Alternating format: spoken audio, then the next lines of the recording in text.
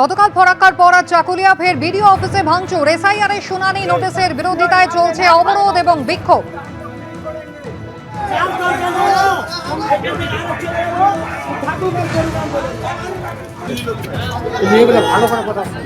রাজ্য সড়ক অবরোধ করে এলাকার বাসিন্দারা তারা বিক্ষোভ দেখাচ্ছেন এসআইআর এর বিরোধিতায়। কথা বলবো আমাদের প্রতিনিধি সুদীপ চক্রবর্তীর সঙ্গে।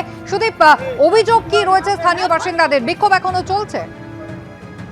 হ্যাঁ, বিক্ষোভ এখনো চলছে। তোমাকে প্রথমে বলি যে আজ সকাল থেকে কিন্তু চাকুলিয়ার বিভিন্ন এলাকা কিন্তু উত্তপ্ত। কারণ এসআইআর এর প্রথম শুনানির পরে যে সেকেন্ডবারের জন্য আবার শুনানির জন্য হাজার হাজার মানুষের নাম আসছে, সেই প্রেক্ষিতেই কিন্তু তারা পথে নেমে প্রথমে রাজ্য সড়ক তারা অবরোধ করে টায়ার জ্বালিয়ে বিভিন্ন জায়গায় চাকুলিয়া ব্লকের বিভিন্ন গ্রামে বিভিন্ন জায়গায় কিন্তু তারা অবরোধ শুরু করে। এরপরেই কিন্তু সেই অবরোধ থেকে একে একে মানুষকে হাজির হয় বিডিও অফিসে। এমন সময় অভিযোগ যে পুলিশ তাদেরকে ছত্রভঙ্গ করতে লাঠি চালায়। এরপরেই কিন্তু স্থানীয় মানুষ আরো উত্তেজিত হয়ে পড়ে, তারা কিন্তু ভিডিও অফিসে ভাঙচুর চালিয়ে দেয়। এর পাশাপাশি পুলিশ কিন্তু এখনো পর্যন্ত ঘটনার পরিস্থিতি যে স্বাভাবিক তার কিন্তু কোনো লক্ষণ এখনো লক্ষ্য করা যাচ্ছে না। বিভিন্ন থানা থেকে, ইসলামপুর মহকুমার বিভিন্ন থানা থেকে, এমনকি শিলিগুড়ি থেকে পুলিশ আনা হচ্ছে বলে পুলিশের একটি সূত্র আমরা জানতে পেরেছি। এখনো বিক্ষোভ চলছে। সুদীপ, ধন্যবাদ। নির্বাচন কমিশনের নোটিশ পাওয়ার পর এসআইআর এর শুনানিতে হাজির হলেন তৃণমূল সাংসদ এবং অভিনেতা দেব। নির্বাচন কমিশন সূত্রে খবর, 2002 সালের তালিকায় দেব এবং তার পরিবারের কারো নাম নেই। এছাড়া এনুমারেশন ফর্মে গন্ডগোল ছিল, তাই নোটিশ পাঠানো হয়েছে। প্রয়োজন মতো সব নথি জমা দিয়েছেন বলে জানিয়েছেন সাংসদ। রেসপন্সিবল সিটিজেন হিসেবে যেটা ল অফ দ্য ল্যান্ড, যেটা হওয়ার কথা, আমি সেটা ফলো করলাম। এসআইআর নিয়ে লাগাতার হয়রানি হেনস্থার অভিযোগ তুলছে সাধারণ মানুষ। অশীতিপর থেকে বিশেষভাবে সক্ষম ভোগান্তি পোহাতে হয়েছে অনেককেই। এর মধ্যেই ঘাটালে তৃণমূল সাংসদ ও অভিনেতা দেব পেয়েছেন শুনানির ডাক। সেই মতো তৃণমূল সাংসদ বুধবার সকালে হাজির হন বিক্রমগড়ের কাটজুনগড় স্বর্ণময়ী বিদ্যাপীঠে। কার্যনগর স্বর্ণময়ী বিদ্যাপীঠ, এখানেই হিয়ারিংয়ের জন্য ডাকা হয়েছিল অভিনেতা এবং সাংসদ দীপক অধিকারী ওরফে দেবকে। যা যা নথি দরকার নিজেকে প্রমাণ করার জন্য কি আমি এই শহরের নাগরিক, এই রাজ্যের নাগরিক, সেটা আমি করলাম। ফর্ম যেভাবে এসছে আমরা ফিল আপ করেছি, তারা তাদের মনে হয়েছে। আমি কাউকে দোষারোপ করছি না কি এটা নির্বাচন কমিশনের ভুল বা এটা দেবের ভুল। 11 থেকে তার মানে কি আমার 3টে ভোট কি ভ্যালিড হয়ে গেল? তৃণমূল সাংসদ আসার আগে থেকেই শুনানি কেন্দ্রে হাজির ছিলেন 95 নম্বর ওয়ার্ডের তৃণমূল কাউন্সিলর মৌসুমী দাস। দলীয় কর্মী সমর্থকদের নিয়ে তিনি সেখানে উন্নয়নের পাঁচালি পাঠ করেন। সামাজিক সুরক্ষায় হয়ে স্বনির্ভর, মানবিক পেনশনে হাসি নিরন্তর, স্বজন বিয়োগে পাশে আছে সমব্যথী, সরকার জনতার হৃদয়ের সাথী। বেলা 12:15 নাগাদ শুনানি কেন্দ্রে হাজির হন দেব। পরনের কালো পোশাকের ওপর ছিল জাতীয় পতাকার ছবি। ঘাটালে তৃণমূল সাংসদ অভিনেতা দেব কলকাতা পুরসভার 93 নম্বর ওয়ার্ডের বাসিন্দা। নির্বাচন কমিশন সূত্রে দাবি, 2002 সালের তালিকায় তার পরিবারের কারো নাম নেই। এছাড়া এনুমারেশন ফর্মে গন্ডগোল ছিল, তাই নোটিশ পাঠানো হয়েছে। 2002 এর লিস্টের মধ্যে ওনার বাবা মা এবং নিজের নাম ছিল না, এবার ছিল না, এবং ন্যাচারালি প্রোজিনি এবং সেলফে ছিল না বলে তাই ডাকা হয়েছে। উনি নিজে খোঁজ করেছিলেন, জানিয়েছিলেন যে গ্রামের বাড়িতে মানে যেখানে ছিল ওখানে কিছু খবর পাইনি। হিয়ারিং হলো ওনার 13টা ডকুমেন্টসের মধ্যে ইলেকশন রুলস অনুযায়ী একটা ডকুমেন্টস উনি শোট করলো, মানে সেগুলো দেখবো।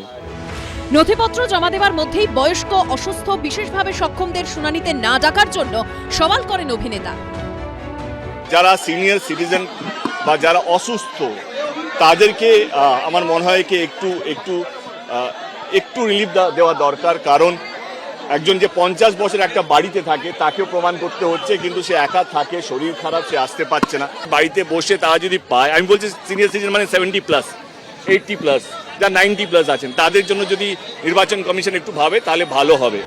নোবেলজয়ী অর্থনীতিবিদ অমর্ত্য সেন, কবি জয় গোস্বামী, অভিনেতা ও তৃণমূল সাংসদ দেব থেকে ক্রিকেটার মোহাম্মদ শামিকে নোটিশ পাঠানো নিয়ে নির্বাচন কমিশনের বিরুদ্ধে বারবার সুর চড়িয়েছে তৃণমূল। শনিবার মুখ্য নির্বাচন কমিশনারকে পাঠানো চিঠিতেও মমতা বন্দ্যোপাধ্যায় এই প্রসঙ্গ উল্লেখ করে লিখেছেন, এটা কি নির্বাচন কমিশনের চরম ঔদ্ধত্য নয়? এটা পরিচিত কয়েকজনের নাম মাত্র, আরো অনেককে এরকম হয়রানির মুখে ফেলা হয়েছে। বরবাদ, অমর্ত্য সেন বরবাদ, বাংলার গর্ব জয় গোস্বামী বরবাদ। কত দশক ধরে বাংলায় সিনেমা করছে, তাকেও ডেকে পাঠিয়েছে। 3 বারের এমপি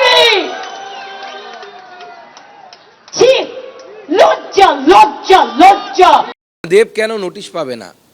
কার ল অনুসারে? আর্কিমিডিসের ল অনুসারে, নিউটনের ল অনুসারে, কার ল অনুসারে দেব নোটিশ পাবে না? দেব পশ্চিমবঙ্গের বাসিন্দা ছিল না। দেবের বাবা মুম্বাইয়ে কাজ করতো, তার ভোটার লিস্টে মুম্বাইয়ে নাম ছিল। দেব তো 2010-এ এসছে এই রাজ্যে, ভোটার লিস্টে নাম এসছে তার, তো তার কাছে নোটিশ কেন যাবে না? সেটা শুধু ডকুমেন্টটা দিয়ে দেখাতে হবে যেভাবে সম্ভব। সব মিলিয়ে এসআইআর নিয়ে শাসক বিরোধী তরজা তুঙ্গে। অর্ণব মুখোপাধ্যায় ও শিবাশিস মৌলিকের রিপোর্ট, এবিপি আনন্দ। বুধবার এসআইআর এর শুনানির জন্য ডাক পেয়েছিলেন। সেদিনই অশোকনগরের রেলগেটের কাছে উদ্ধার হলো বৃদ্ধের মৃতদেহ। পরিবারের দাবি, এসআইআর শুনানি নিয়ে আতঙ্কে ছিলেন তিনি। ঘটনা ঘিরে শুরু হয়েছে রাজনৈতিক তরজা।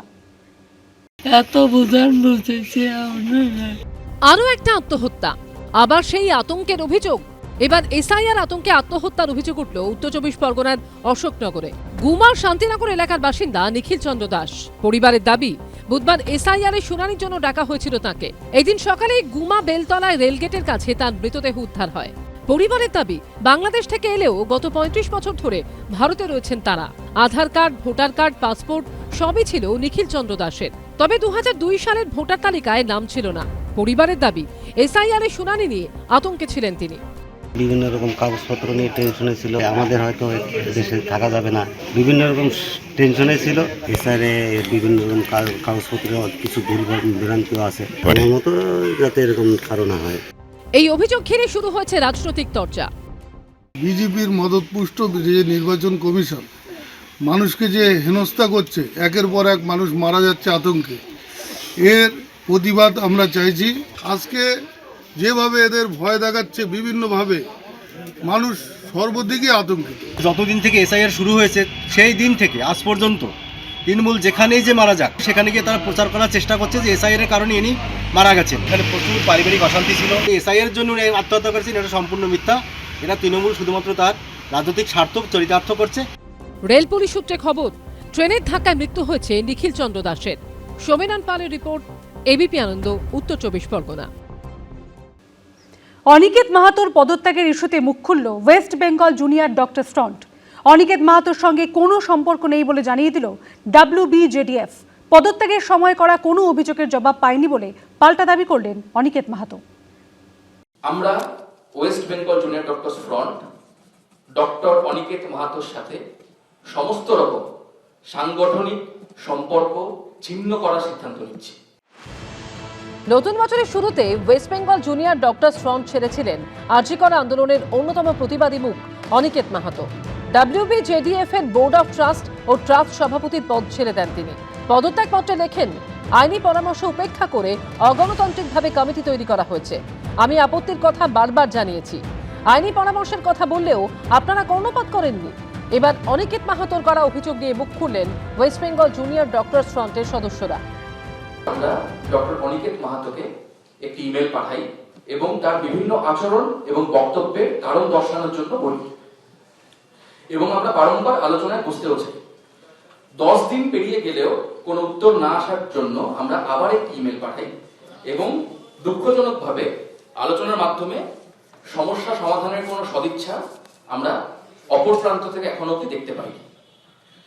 ইতিমধ্যেই ডক্টর অনিকেত মাহাতোর কিছু ব্যক্তিগত সিদ্ধান্ত ও কর্মপদ্ধতি আমাদের সাংগঠনিক ভাবমূর্তি এবং সর্বোপরি আন্দোলনের যে বৃহৎ ভাবমূর্তি রয়েছে তাকে ক্ষতিগ্রস্ত করছে বলে আমাদের মনে হয়। আমরা West Bengal Junior Doctors Front doctor Aniket মাহাতোর সাথে সমস্ত রকম সাংগঠনিক সম্পর্ক ছিন্ন করার সিদ্ধান্ত নিচ্ছি।